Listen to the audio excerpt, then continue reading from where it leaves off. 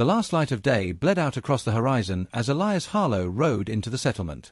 The air carried dust and the smell of wood smoke, thin and wandering, as if the town itself struggled to keep its fire alive. His horse, a sway-backed bay with scars across its flanks, moved with the steady resignation of a creature long used to hard miles. Elias shifted in the saddle, his hat brim pulled low against the wind that came sighing over the plains, heavy with the promise of another cold night. He had come not for glory, nor riches, nor even company, only the hope of land where silence might take root, where a man could bury his past in work and soil. At the far edge of the settlement, past the last straggle of cabins and broken fences, stood a homestead weathered grey as old driftwood. Its porch sagged. The yard bore the half-kept look of ground tended by a single hand, fences mended enough to keep out cattle but not to impress, weeds clawing at the corners of the house. A thin ribbon of smoke curled from the chimney, no stronger than a breath. Elias guided his horse into the yard and dismounted with a grunt, boots pressing into the brittle earth. The door opened, and she stood there. Clara. A widow in her early 30s, though hardship made her seem older. She wore a shawl frayed at the edges, its wool dulled from years of weather. Her dark hair was braided and wound back, the strands streaked with dust. Her eyes, though, those were not dulled. They held the sharpness of a woman who had endured much and trusted little. She studied Elias in silence, one hand resting on the doorframe as if ready to shut him out at the faintest misstep. Elias lifted his hat, voice even, low. Evening, I'm looking for water. My horse has been hard rode, and I've a mind to see him steadied for the night. Her gaze slid from him to the horse, and back again. The yard had seen others like him before, men with hunger in their eyes, who thought a widow alone on the edge of nowhere was easy prey. Clara had learned to keep the rifle close, though he did not yet see it tucked behind the door. I've no room for boarders, she said, her voice clipped. And I don't feed strangers. I won't trouble you for food, he replied, patting his horse's neck. Only water. A place to stable him, if you've space to spare. The silence stretched, wind tugging at the loose end of her shawl.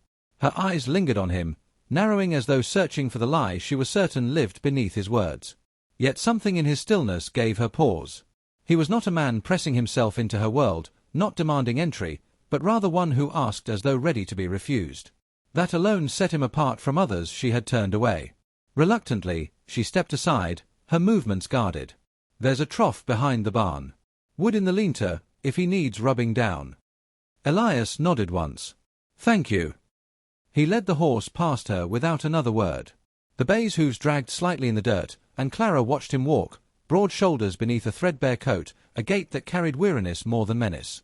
She did not soften, not outwardly, but something unsettled in her chest. Inside, she lit a lamp and kept the door open just enough to watch through the crack.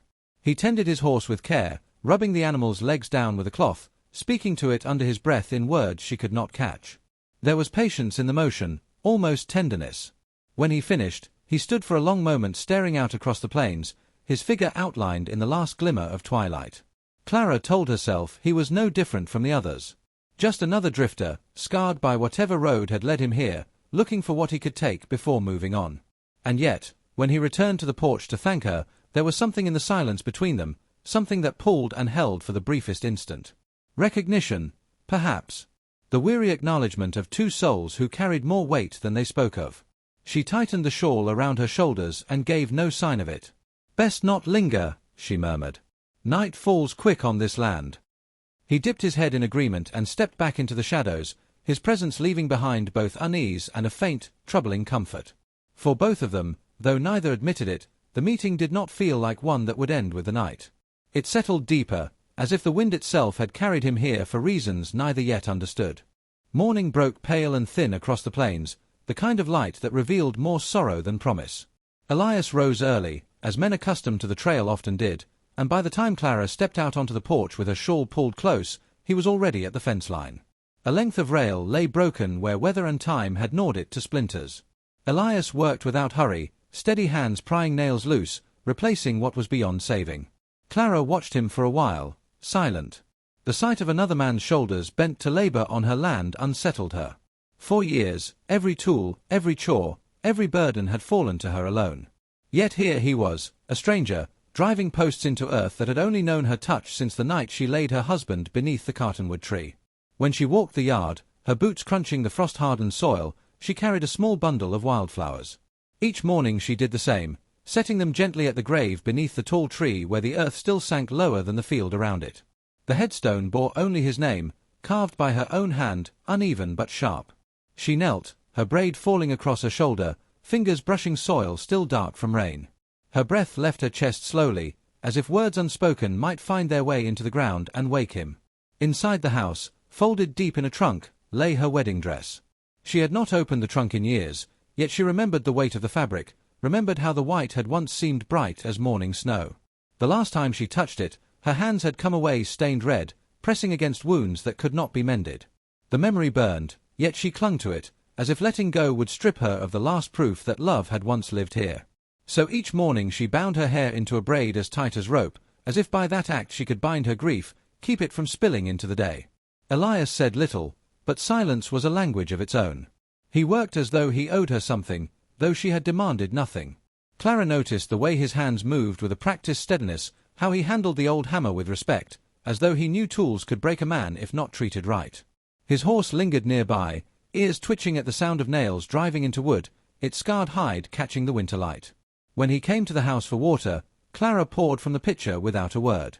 He nodded thanks, his eyes low, his voice rough. There was no asking, no intrusion. Still, the silence between them carried weight. It was not empty silence. It was filled with the shadows they did not name.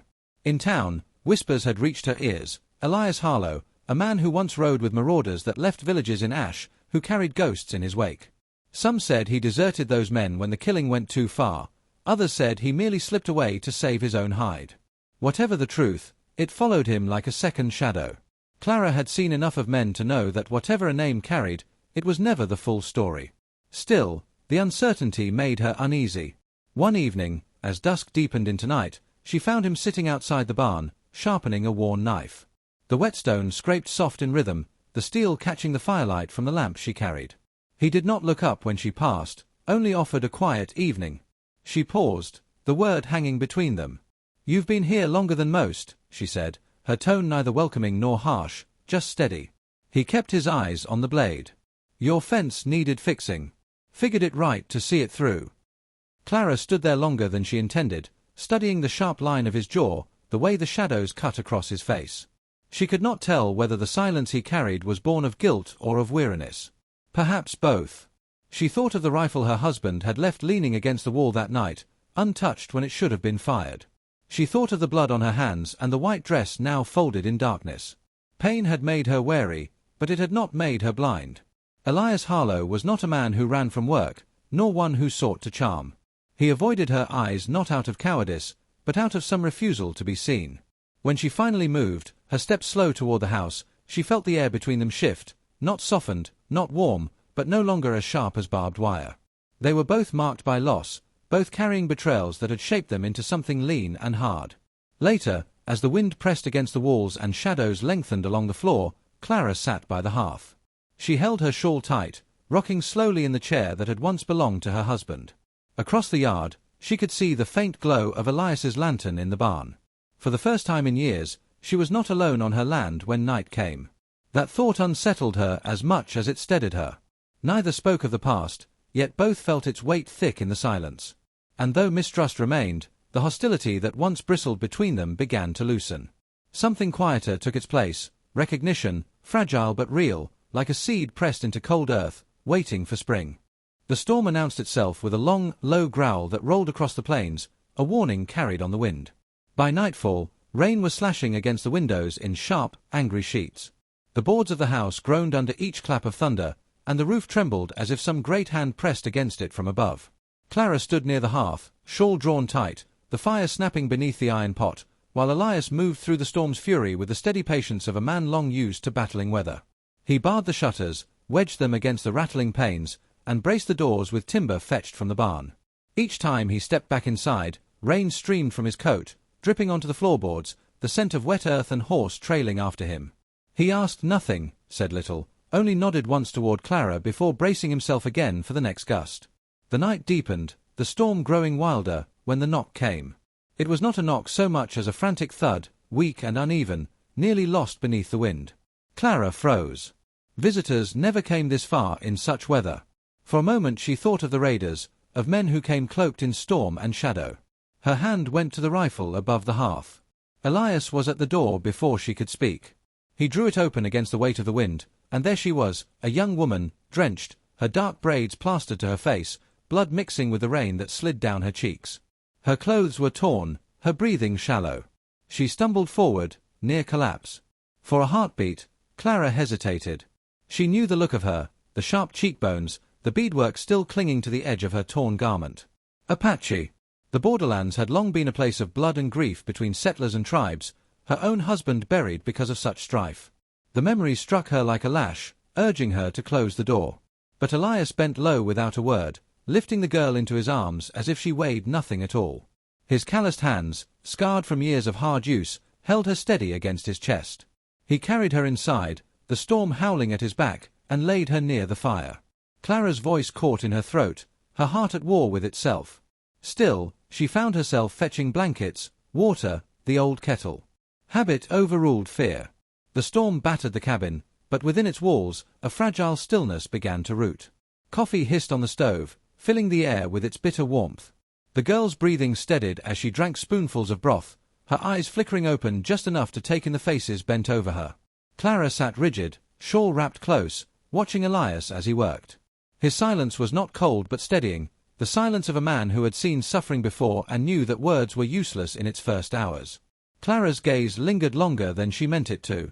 She saw the careful way he adjusted the blanket over the girl's shoulders, the patience with which he coaxed her to drink, the gentleness at odds with the scars lining his hands. He asked nothing of Clara, demanded no gratitude. He did not even look at her as though awaiting praise. He simply acted, as if protection was something he carried like breath, unspoken and unending. The firelight danced across the room, painting shadows on the walls. Outside, the storm roared, but here, within these fragile boards, the three of them sat bound by necessity. Widow, drifter, exile. An unlikeliest of kinships, forced together by wind and rain. Clara pulled her rocking chair closer to the hearth, her fingers twisting the fringe of her shawl. She told herself her eyes only lingered on Elias because she was measuring him, weighing whether to trust him deeper. But beneath that thought lay something softer, more dangerous. She feared it, this fragile pull, this recognition of a steadiness she had not felt since her husband's arms once shielded her from the storm. She looked away, fixing her gaze on the flames instead. Yet she knew, even then, that Elias Harlow was not a man merely passing through. He had chosen, if only for a night, to stand between her and the storm, and the weight of that choice settled into her chest like a seed. The storm raged on, the wind clawing at the roof, but the house endured. And so did they, together in silence, the sound of rain on the boards marking the rhythm of a night that would not easily be forgotten. The storm broke and passed, leaving the land washed clean but unsettled. The air carried that sharp, raw scent of wet earth, the kind that seemed to cling to everything. Puddles shone in the ruts of the yard, and the cottonwood dripped slow and steady, as if it mourned something unseen. For a day, quiet held, but soon after, the whispers began, footprints by the far fence, smoke seen on the horizon where no settler lived. Raiders were moving, hungry for cattle, horses, or anything they could carry. Clara heard it first from the Apache girl, whose name she had learned to be Naya. The girl's wounds were knitting together, though she still walked with a limp. Her eyes, sharp and restless, followed the plains the way a hawk watches a rabbit's trail. One night, she spoke low while the fire crackled. "Men are near. Not of my people. They take from all. Settler, native, it makes no difference." Her voice held no plea, only warning. Elias did not argue. He gathered tools and set them in order, axe heads, spades, anything with an edge. At the table by the fire, he laid out Clara's husband's rifle, the stock worn smooth by hands that would never hold it again. He worked the oil into the wood with a rag, his brow bent to the task, movements calm and deliberate. The lamplight cast shadows across his face, long and solemn, like a carving in stone. Clara watched from the rocker, her shawl around her shoulders, every scrape of the cloth across the rifle sounding like an echo of the past. Through the days that followed, the rhythm of their lives shifted. Elias split wood in the mornings, his shoulders rolling beneath his coat as the axe rose and fell. Clara told herself she only watched to be sure he worked true, but her gaze lingered longer than she wished. He set the table at mealtimes without being asked, his hands careful not to scrape the dishes across the worn wood. It was small things, simple things, yet they stirred in her a confusion that left her restless at night. For so long she had believed no man could be near her without taking something, her land, her peace, her dignity. But this man, this drifter, left more than he claimed. Still, mistrust did not vanish with the storm. It clung like smoke in the rafters. Clara thought often of the townsfolk, their sharp tongues, the way their glances cut when they saw her walk alone into church or market. What would they say now, if they knew a man lingered beneath her roof, if they knew she allowed him to eat at her table? She imagined the gossip would gnaw at her kin, that even her husband's memory would not be spared. Fear of judgment pressed against her like a second storm. And Elias, his silence carried its own weight. Clara could feel him battle it, though he never named the ghosts that shadowed him. She knew of the whispers, that once he rode with men who burned homes and left bones in the ashes. Watching him by the fire, his eyes fixed on the rifle or the sharpening stone, she sensed he lived with those memories like a man carrying a pack too heavy to set down. They were what kept him distant, even as his actions drew him nearer. The air within the house grew taut, charged by words unsaid. Naya's presence added to it, her sharp gaze moving between them, her silence filled with an understanding neither Elias nor Clara could speak aloud. The girls seemed to see more than they wished shown. At night, when the wind quieted and the fire sank low, Clara sat in her rocker, the shawl pulled tight, listening to Elias move about the yard. His boots crunched across the hard soil, steady, unhurried. She found comfort in the sound, though she never admitted it. When he returned inside, the smell of cold air clung to him, and she found herself turning her face slightly toward it, as though it steadied her heart. For his part, Elias never overstepped. He slept in the barn most nights, though she knew the boards offered little warmth. Once, when she offered him a blanket, his eyes flicked to hers, soft and guarded, and he accepted with a quiet nod. It was such a small thing, yet she lay awake long after, staring at the rafters, wondering why it felt like a vow unspoken. Love was not declared in such a house. Trust was not handed over in words. But in the silence, something began to shape itself, fragile as the first green shoot in thawing ground.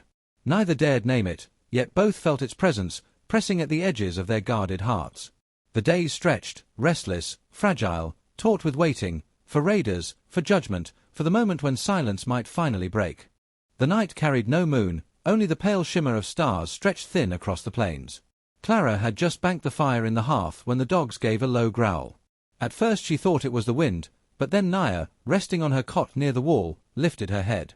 Her voice was sharp, urgent, though hushed. "Smoke. Out there." Clara's breath caught. She stepped to the window and saw it, a glow rising from the edge of the far fields, orange against the dark. Fire, but not born of storm or accident.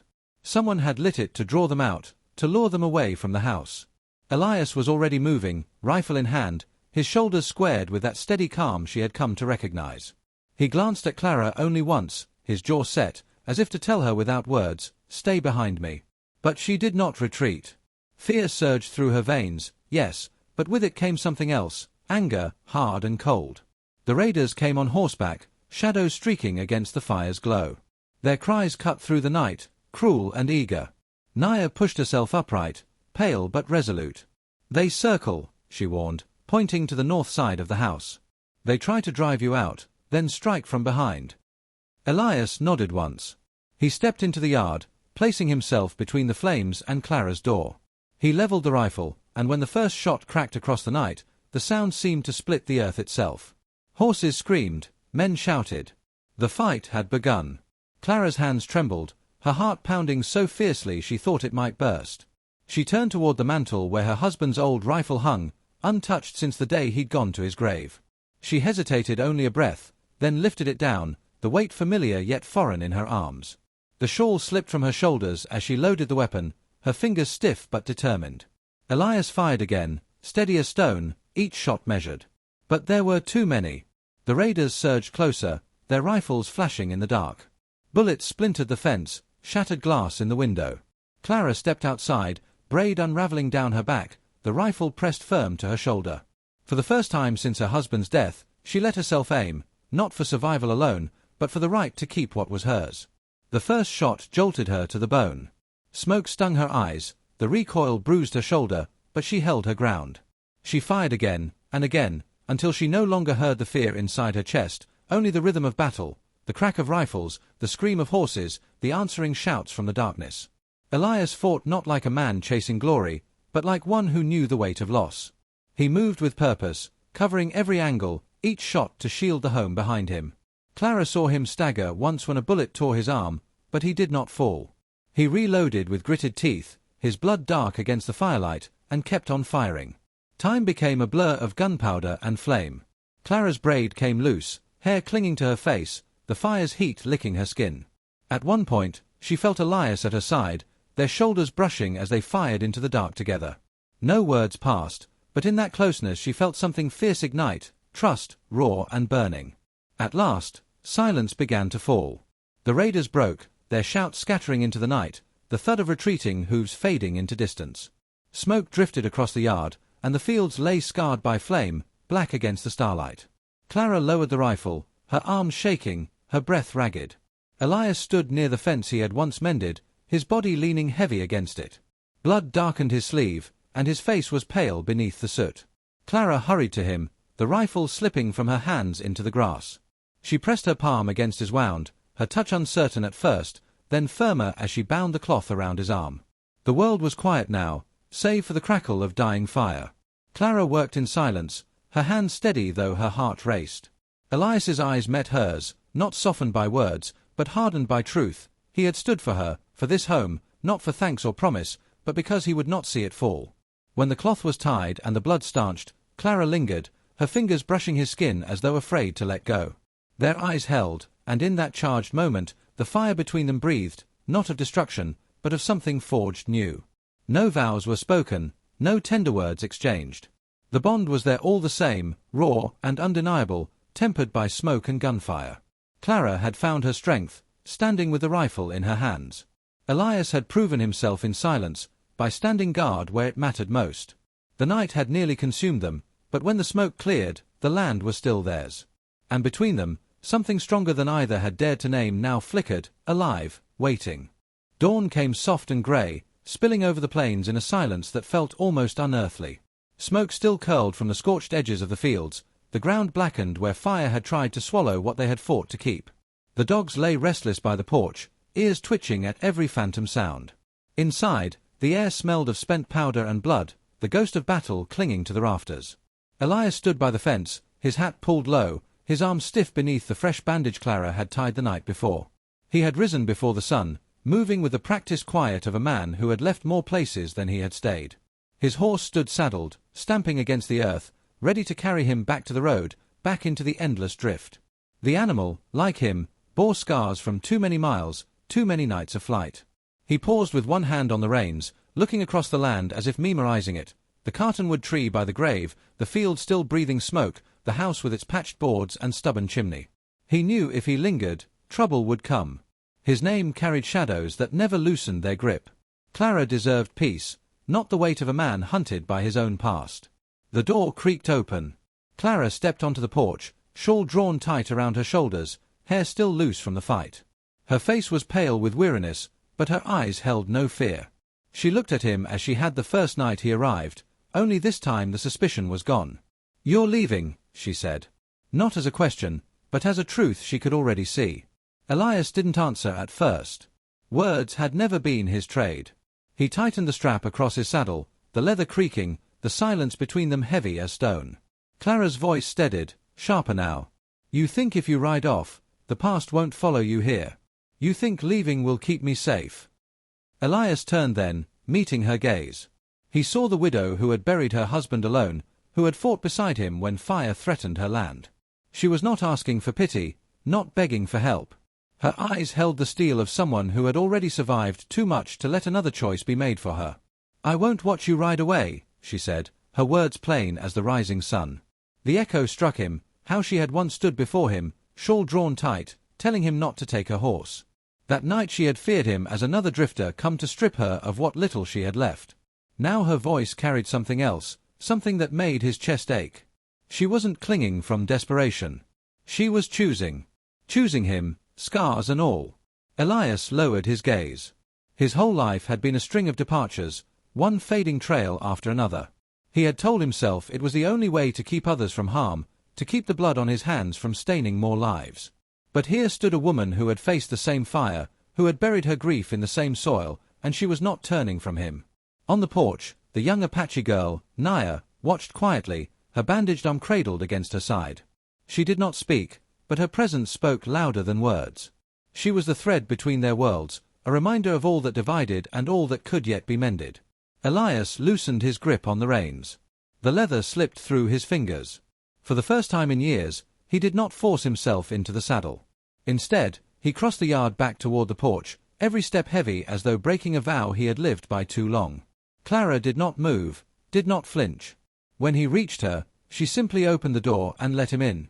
The day stretched slowly, quiet but not hollow. They worked side by side to mend what had been broken, the fence where bullets had torn through, the field edges blackened by fire. Elias's silence no longer felt like distance, but like a kind of peace. Clara, too, no longer bound her grief so tightly. Her braid fell loose, her voice softer when she spoke. When the time came to ride into town for supplies, Elias saddled the horse not for himself alone, but for both of them. Clara climbed up behind him, her hands resting lightly at his waist, steady as if she had always been meant to sit there. The girl waved from the porch, the wind tugging her dark hair, her face calm despite the scars that would mark her life forever. She did not look abandoned. Not anymore. The horse started forward, hooves striking against the earth that still smelled of smoke and ash. The road stretched out across the plains, wide and uncertain as ever, but Elias did not feel the urge to outrun it. For the first time in his life, he was not drifting. He was carrying something with him, someone with him. The sun climbed higher, casting their shadows long across the prairie grass. They rode in silence, not as strangers anymore, but as two people bound by fire, by loss, and by the fragile, stubborn roots of love taking hold in barren soil. And for Elias Harlow, the man who had always ridden on, there was no road ahead that tempted more than the one that began here, with her.